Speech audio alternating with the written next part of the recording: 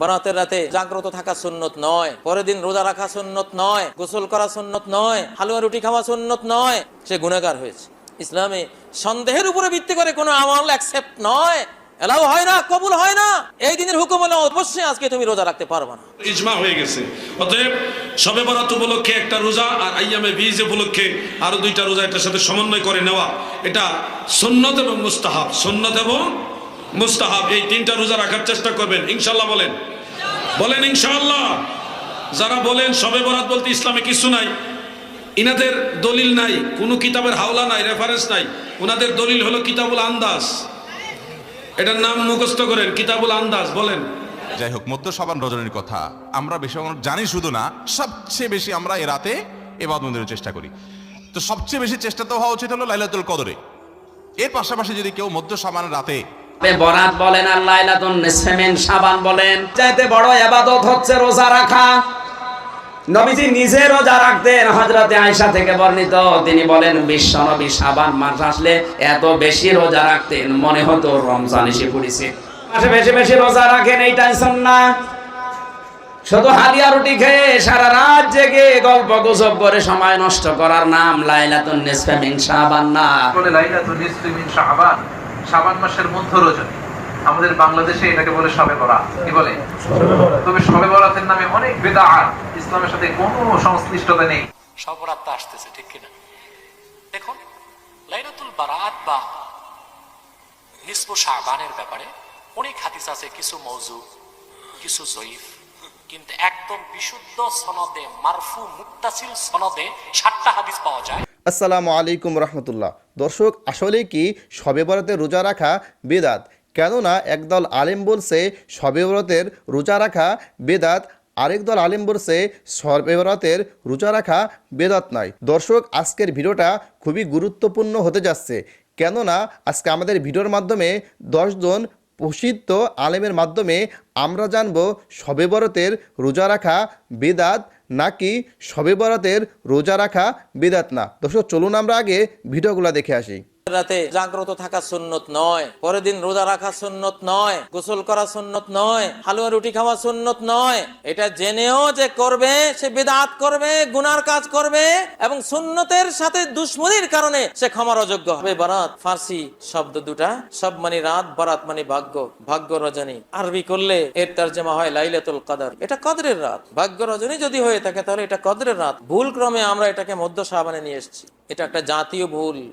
মধ্য শাবান রজনীতে আমরা মনে করি সারা রাত জাগলে ইবাদত করলে আমরা ক্ষমা পেয়ে যাব, গোসল করলে মাপ পেয়ে যাব, পানির বিন্দু বিন্দু সওয়াব নিয়ে আসবে।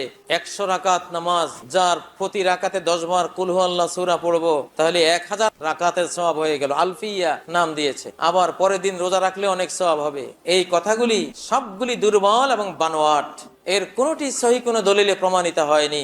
শবে বরাত নামের এই রাতে মধ্য শাবান রজনীতে কোনো নামাজ, বিশেষ কোনো সালাত নেই। এই রাত্রে বিশেষ কোনো জাগৃতি নেই। এই রাতে কোনো গোসল করার রেওয়াজ নেই। এই রাতে কোনো হালুয়া রুটি খাওয়ার, এই রাতে কোনো কিছু করার, মসজিদে জড়ো হওয়ার, ইমাম সাহেবের বক্তৃতা করার, এখানে জামাতবদ্ধভাবে সালাত পড়ার, সারা রাত জাগ্রত হওয়ার কোনো সহি দলিল নাই। এই সবই হলো অপ্রমাণিত জিনিস।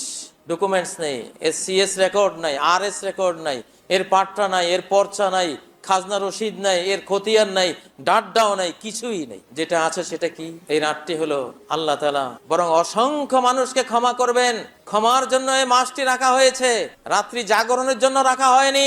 ঘুমিয়ে থাকো, তুমি ক্ষমা পেয়ে যাবা। হ্যাঁ, যদি প্রত্যেক রাত তাহাজ্জুদ পড়ার অভ্যাস থাকে, এই রাতেও পড়বা। তুমি সারা বছরই পড়ো, এই রাতে পড়ো, কিন্তু সারা বছর পড়লে না, শুধু এই রাতে পড়লে এর পারমিশন নেই, অনুমতি নেই। এটা বেদাত, এটা কুসংস্কার, সুন্নাহর খেলাফ। যে হাদিসগুলি এই সংক্রান্ত বর্ণনা করা হয় সবগুলি দুর্বল এবং কিছু আছে বানোয়াট। প্রমাণিত হয়নি যে নবীজি এগুলি করেছেন বা বলেছেন, প্রমাণিতই হয়নি। যেটা প্রমাণিত হয় না ওটার উপর আমল করা যায় না।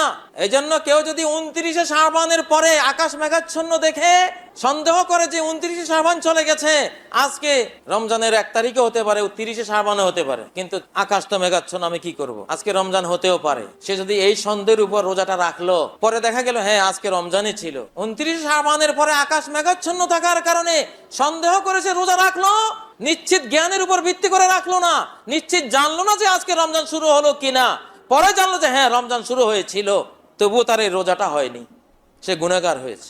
ইসলামে সন্দেহের উপরে ভিত্তি করে কোনো আমল অ্যাকসেপ্ট নয়, এলাও হয় না, কবুল হয় না। এই দিনের হুকুম হলো অবশ্যই আজকে তুমি রোজা রাখতে পারবে না, সন্দেহের উপর কোনো আমল চলে না। এই যে শবে বরাতের কোনো আমল আছে কিনা, শবে বরাতের রোজা ও নামাজের নিয়ম কি, সবচেয়ে বহুল জিজ্ঞাসিত প্রশ্ন এখনকার। শবে বরাত আসছে, যেটাকে আসলে হাদিসের ভাষ্যে বলা হয়েছে মধ্য শাবানের রাত, শবে বরাত না, এটার হাদিসের ভাষ্যের নাম কি? মধ্য শাবানের রাত। এই মধ্য শাবানের রাত বা মধ্য শাবানের রজনী, এই রাতে যেটাকে আমরা শবে বরাত বলি, এই রাতের নামাজের নিয়ম কি? কয় রাকাত পড়তে হবে, কোন রাকাতে কোন সূরা কতবার পড়তে হবে, এটা বহুল জিজ্ঞাসিত একটা প্রশ্ন। এবং এ ব্যাপারে আমরা অনেকে জানি যে শবে বরাতের নামাজে এত রাকাত পড়তে হবে, সেখানে সূরা কুল হুয়াল্লাহ, ইখলাস এতবার পড়তে হবে, ইত্যাদি ইত্যাদি। লাইলাতুল কদর ছাড়া অন্য যে সমস্ত রাতের ফজিলত আছে, এর মধ্যে 10টা রাতের কথা আল্লাহ তাআলা শপথ করেছেন, ওয়াল ফাজরি ওয়া লায়ালিন আশর। সে 10টা রাত হলো জিলহজের প্রথম দশক। খবরও নেই আমাদের দেশে মানুষের, যে রাতগুলো শপথ আল্লাহ কোরআনে করছেন কত ফজিলতপূর্ণ, কিন্তু জিলহজের প্রথম দশকের রাতের কোনো বিশেষ ফজিলতের কথা আমরা কয়জনে জানি? যাই হোক, মধ্য শাবান রজনীর কথা আমরা বেশি জানি শুধু না, সবচেয়ে বেশি আমরা এ রাতে ইবাদতের চেষ্টা করি। তো সবচেয়ে বেশি চেষ্টা তো হওয়া উচিত হলো লাইলাতুল কদরে। এর পাশাপাশি যদি কেউ মধ্য শাবানের রাতে আল্লাহ তাআলার ক্ষমা লাভের চেষ্টা করে, সেটা দর্শনীয় না, সেটা জায়েজ। এই রাতের এতটুকু ফজিলত অবশ্যই প্রমাণিত যে আল্লাহ রাব্বুল আলামিন এই রাতে হিংসুক ছাড়া, মুশরিক ছাড়া বাকি মানুষগুলোকে সাধারণ ক্ষমা ঘোষণা করেন। অতএব এই রাতের একেবারে কোনোই ফজিলত নেই, ব্যাপারটা সেরকম না। বিভিন্ন হাদিসের আলোকে এটুকু অন্তত সাব্যস্ত হয় যে আল্লাহ তাআলা হিংসুক এবং আপনার মুশরিক ছাড়া, মানুষের পিছিয়ে লাগে শত্রুতা, এই মানুষ ছাড়া বাকি মানুষকে মাফ করে। তাহলে মধ্য শাবানের রাত বা যেটাকে শবে বরাত বলছি আমরা, এই রাতের মূল আমলই হলো, এটাকে কেন্দ্র করে মূল আমলই হলো নিজেকে শিরক এবং হিংসা থেকে পরিচ্ছন্ন করা, সাধারণ ক্ষমার উপযুক্ত করা। এটা হলো মূল আমল, বাস। এর বাইরে আপনি ক্ষমা লাভের জন্য যদি চেষ্টা করেন, সেটা কোনো দর্শনীয় বিষয় নয়। তবে এই রাতকে কেন্দ্র করে বিশেষ ফরম্যাটে নামাজ, রাত জেগে, তারপর বিশেষ ফরম্যাটে ইবাদত, এই সূরা এতবার, এই নামাজ এত রাকাত, এরকম কোনো কথা কোরআন হাদিসে বর্ণিত হয়নি। এগুলো আমরা মনগড়া বানিয়ে নিয়েছি। এবং যদি এরকম কোনো ফরম্যাট আমরা ঠিক করে নিয়ে সেভাবে ইবাদত করাটাকে আমরা এ রাতের আমল, শরিয়া সিদ্ধ আমল মনে করি বা সুন্নাহ আমল মনে করি বা কোন নির্দিষ্ট আমল মনে করি, তাহলে এটা বেদাতে পর্যবসিত হবে। অতএব বাড়াবাড়ি এবং ছাড়াছাড়ি এই দুইটাই আমাদেরকে পরিহার করতে হবে। যতটুকু আছে ততটুকু আমরা আমল করব এবং এসে আমল অনুযায়ী আমরা চলার চেষ্টা করব। শবে বরাতে সবচেয়ে বেশি মানুষ মসজিদে কেন ভিড় জমায় বলেন তো? শবে কদর বেশি ফজিলতপূর্ণ না এই রাত? এটাকে হাদিসের পরিভাষায় বলে লাইলাতুন নিসফি মিন শাবান, শাবান মাসের মধ্য রজনী। আমাদের বাংলাদেশে এটাকে বলে শবে বরাত। কি বলে? তবে শবে বরাতের নামে অনেক বিদআত, ইসলামের সাথে কোনো সংশ্লিষ্টতা নেই, এরকম অনেক জিনিস আমাদের দেশে আছে না নেই? সর্বপ্রথম যে ভুল জিনিসটা প্রচলিত আছে সেটা হচ্ছে এ রাতে মানুষের ভাগ্য নির্ধারণ হয়। এ রাতে মানুষের ভাগ্য ফিক্স করা হয়, এই মর্মে কোনো হাদিস নাই, কোরআনের কোনো আয়াত নাই। বুঝতে পেরেছেন? দ্বিতীয় কথা হচ্ছে আমাদের দেশে সবচাইতে বেশি গুরুত্ব দিয়ে পালন করা হয় শবে বরাতের রাত। এটাও ঠিক না। ইসলামের সবচাইতে দামি রাত হচ্ছে লাইলাতুল কদরের রাত। কিসের রাত? লাইলাতুল কদর। আমাদের দেশে আমরা 27শে রমজানকে লাইলাতুল কদর হিসেবে পালন করি, কিন্তু এটা নিশ্চিত না যে 27 তারিখে কদর হবেই। বরং বিশ্বনবী বলেছে, ফালতাবিসু ফিল আশরিল আওয়াখির মিন রমাদান, রমজানের শেষ দশকের বেজর রাত্রিগুলোতে তোমরা লাইলাতুল কদর তালাশ। কারণ হলো আইয়ামে বীজের যে 3টা রোজা, প্রত্যেক মাসের 3টা রোজা মাঝখানে, এই 3টা রোজা তো সুন্নতে রাসূল, এটা নিয়ে তো কোনো ইখতিলাফও নাই। পাশাপাশি সুনান ইবনে মাজাহ শরীফে যে riwayat হযরত আলী রাদিয়াল্লাহু আনহু থেকে রয়েছে, عن علي بن ابي طالب رضي الله تعالى عنه قال قال رسول الله صلى الله عليه وسلم اذا كانت ليله النصف من شعبان فقوموا ليلها وصوموا يومها او نهارها سبحان الله। আল্লাহর হাবিব বলেন, উম্মতেরা শুনো, যখন শাবান মাসের মধ্যবর্তী রাত আসে, রাত জেগে ইবাদত করো, দিনের বেলায় রোজা রাখো। সুবহানাল্লাহ। মুহাদ্দিসিনে কেরামের সবার মতে হাদিসের সনদ দাঈফ, কেউ এটাকে মওযু বলেননি। আদ-দাঈফু ইউমালু বিহি ফি ফাদাইল বিল ইত্তেফাক, সর্বসম্মতিক্রমে ফাজাইলের ক্ষেত্রে দাঈফ সনদের হাদিস গ্রহণযোগ্য, এটা নিয়ে কোনো ইখতিলাফ নাই, এটার উপরে ইজমা হয়ে গেছে।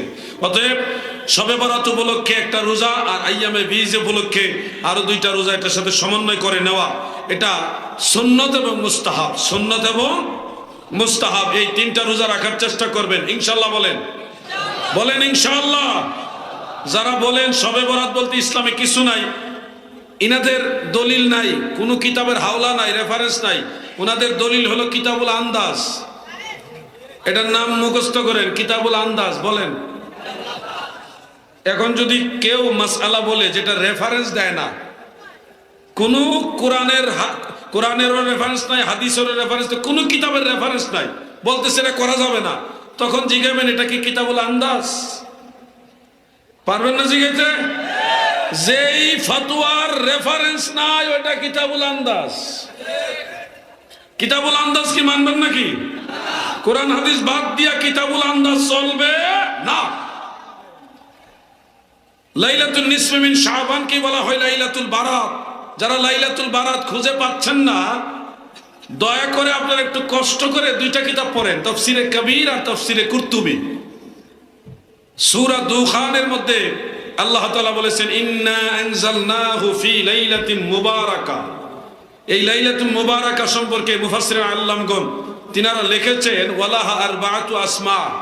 এই লাইলাতুল মুবারাকার 4টা নাম। কয়টা নাম? 4টা নাম। আহাদুহা লাইলাতুল বারাত, একটা হলো লাইলাতুল বারাত। তো যারা কষ্ট করে খুঁজে পাচ্ছেন না, পাবেন কিভাবে ভাই? যারা খয়রাতি তারা তো কিতাব কিনে না, এ সডি বই পইরা ফতোয়া দিলে কই থেকে পাইবেন ভাই? আবার দেখা গেছে শেষ বয়সে কিছু হাবিবুল্লাহ কিতাব টিতাব কিনছে, কিনার পরে এখন তো চোখে ঠিক মতো দেখে না, চশমা ছাড়া কামই হয় না। তো এদের তো কচু শাক খাওয়া ছাড়া উপায়ও নাই। হ্যাঁ, আর বড় বড় মুহাক্কিক আলেম যারা ছিল তারা একবার কিতাব পড়লে এটা মুখস্থ করে ফেলতো। ভাই আমার, লাইলাতুল বারাত সম্পর্কে বিভিন্ন কিতাবে আছে। যারা এটা অস্বীকার করেন, মেহেরবানি করে কিছু কিতাবাদি পড়বেন বলে আমার অনুরোধ রইল। না পড়ে না জেনে গবেষণা ছাড়া হুট করে একটা জিনিস নাই বলে দিলে আপনার এই নাই বলার কারণে বহু মানুষ অনেক আমল থেকে বঞ্চিত হয়ে যাবে, যেটার কারণে হাসরের ময়দানে আপনি আসামি হতে পারেন। আমার ক্ষুদ্র গবেষণায় লাইলাতুন নিসফি মিন শাবান তথা শবে বরাতের পক্ষে 17টা হাদিস পাইছি। 10, 5, 2, 17 জন সাহাবী থেকে হাদিস আমি পাইছি। এখন যদি কেউ বলেন বেদাত, তাহলে কতজন সাহাবী হাদিস বর্ণনা করলে এটা জায়েজ হবে? নাসিরউদ্দিন আলবানী, শেখ বিন বাজ, শেখ উসাইমিন, আব্দুর রহমান মুবারকপুরি, মাওলানা আজিমাবাদী, তাদের দৃষ্টিতে শবে বরাত সম্পর্কিত 6টা হাদিস হাসান সহিহ। কয়টা হাদিস? 6টা হাদিসকে হাসান সহিহ বলেছেন ওনারা। আর ইমাম ইবনে হাজার আসকালানি, ইমাম ইবনে হাজার মক্কি, মোল্লা আলী কারি, আব্দুল বাকি, জুলকানি, শিহাবুদ্দিন কাস্তালানি, ইমাম বদরুদ্দিন আইনি, শামসুদ্দিন সাখাবি, ইমাম ইবনে রজব হাম্বলি, হাফিজুল হাদিস ইমাম জাইনুদ্দিন ইরাকি, অন্যান্য আইম্মায়ে কেরাম, বিশেষ করে ইমাম মুনজিরি, ইমাম ইবনে জাওজি, আহলে সুন্নাত ওয়াল জামাতের আইম্মায়ে কেরামের দৃষ্টিতে লাইলাতুল বারাত বা লাইলাতুন নিসফি মিন শাবান সম্পর্কিত 9টা হাদিস হলো হাসান সহিহ। কয়টা? 9টা হাদিস। তো এতগুলি হাসান সহিহ হাদিস থাকার পরেও যদি এটা জায়েজই না হয়, তো জায়েজ কখন হবে? কি আজীব ব্যাপার! অনেক ভাইরা মসজিদের মিম্বরে বসে বলতেছেন শবে বরাতের বিশেষ কোনো ফজিলত নাই। আরে ভাই, বলেন কি আপনি? সহিহ ইবনে হাব্বানের মধ্যে উল্লেখ, আলবানী এটাকে সহিহ বলেছেন, সিলসিলাতু আহাদিসিস সাহিহা ওই গ্রন্থের 1144 নম্বর হাদিসে বলেছেন হাদিসুন সহিহ।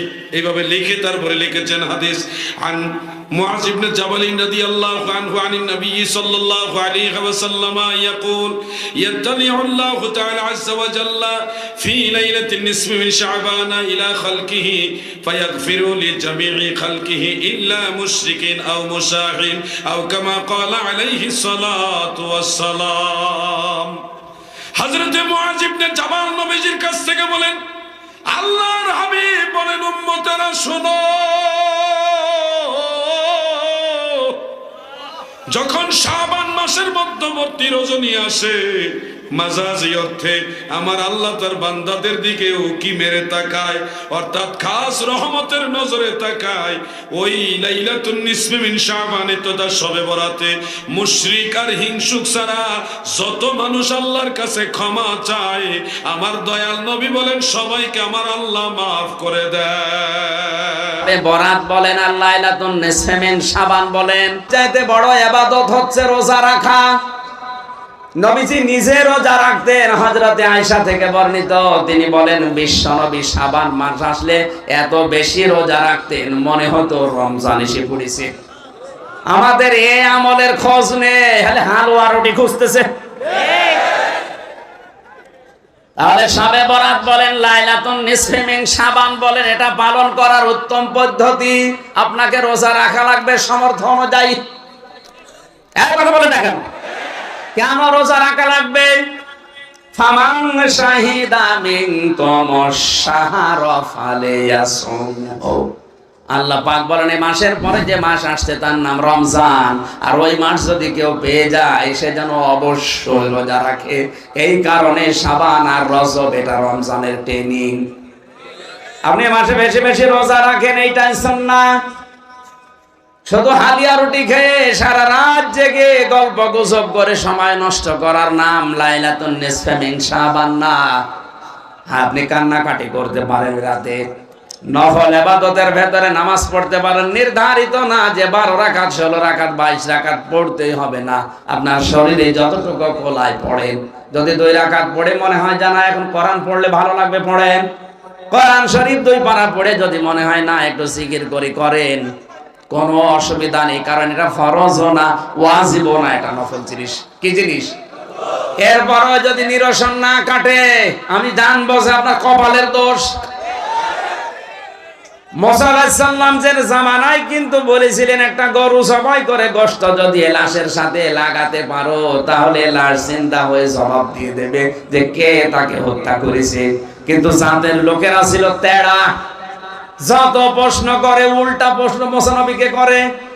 আল্লাহ পাকও একটা একটা করে এমন কঠিন গরুর নাম বলেছেন যে গরু খুঁজে পাওয়াই দুষ্কার। এই জন্য ইসলামের কোন বিধান সহজ সরল ভাবে বলার পরেও যদি কেউ মুসা নবীর উম্মতের মতো তেড়ামি করেন, আপনি যত তেড়ামি করবেন তত বিপদে পড়বেন। আশা করি আলেমরা বুঝেছেন। শবে বরাত আসতেছে, ঠিক কিনা? দেখুন, লাইলাতুল বারাত বা নিসফু শাবানের ব্যাপারে অনেক হাদিস আছে, কিছু মওযু, কিছু যঈফ, কিন্তু একদম বিশুদ্ধ সনদে মারফু মুত্তাসিল সনদে 60টা হাদিস পাওয়া যায় শাবান মাসের 15 তারিখ রোজা রাখার ব্যাপারে, রাতে ইবাদতের ব্যাপারে। যে এই শাবান মাসের 15 তারিখ লাইলাতুল বারাতে রাতে ইবাদত করবে, দিনে রোজা রাখবে, আল্লাহ তার জীবনের সব গুনাহ মাফ করে দিবেন। এখন আপনারা বলুন, কোন মানুষের কোন আমল করার জন্য একটি সহিহ হাদিস কি যথেষ্ট না? তো মওযু হাদিস, যঈফ হাদিসগুলোকে বাদ দিলেও কয়টি হাদিস পাওয়া যায়? 60টি মারফু মুত্তাসিল সনদে 60টি বিশুদ্ধ হাদিস পাওয়া যায়, যেখানে লাইলাতুল বারাত নিসফে শাবানের ব্যাপারে ফজিলতের কথা হাদিসে এসেছে।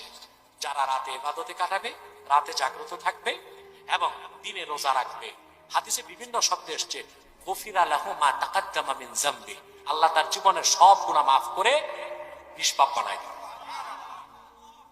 আমাদেরকে আরো দলিল দরকার আছে? মুমিনের লাগে এক দলিল, শয়তানের 100 দলিল, ঠিক কিনা? তাও শয়তান মানে না। লাইলাতুল বারাতের ব্যাপারে আমার ডকুমেন্টারি আছে, ইউটিউব থেকে সার্চ করে দেখে নেবেন।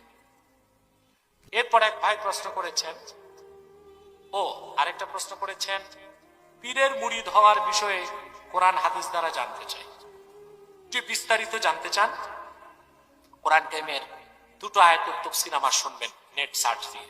ফা'লাম আন্নাহু লা ইলাহা ইল্লাল্লাহ, সূরা মুহাম্মদ আয়াত নাম্বার 27 সাল্লাল্লাহু আলাইহি ওয়াসাল্লাম। এই আয়াতটির তাফসীর দেখবেন, কিংবা সূরা তাওবা 119 নম্বর আয়াত, ইয়া আইয়ুহাল্লাযীনা আমানুত্তাকুল্লাহ ওয়া কুনু মা'আস সাদিকিন, এই আয়াতের তাফসীরটা বের করে দেখবেন।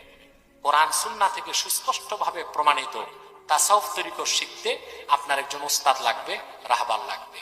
তাকে আরবিতে বলা হয় শেখ, ফার্সিতে বলা হয় পীর। কথা বুঝতে পারছেন? বিশেষ করে দেখুন আল্লাহ বলেছেন ফা'লাম আন্নাহু লা ইলাহা ইল্লাল্লাহ। দর্শক, আশা করি ভিডিওটি না টেনে সম্পূর্ণ দেখেছেন এবং বুঝতে পেরেছেন ইনশাআল্লাহ। এ সম্পর্কে যদি আপনাদের কোনো মন্তব্য থাকে তাহলে কমেন্ট বক্সে জানাতে পারেন। ভিডিওটি ভালো লাগলে শেয়ার করে আপনাদের বন্ধু দেখার সুযোগ করে দিন এবং আপনি যদি আমাদের চ্যানেল নতুন হয়ে থাকেন তাহলে চ্যানেলটি সাবস্ক্রাইব করে দিন। দেখা হবে পরবর্তী কোনো ভিডিওতে। সেই পর্যন্ত ভালো থাকুন, সুস্থ থাকুন। আসসালামু আলাইকুম ওয়া রাহমাতুল্লাহি ওয়া বারাকাতুহু।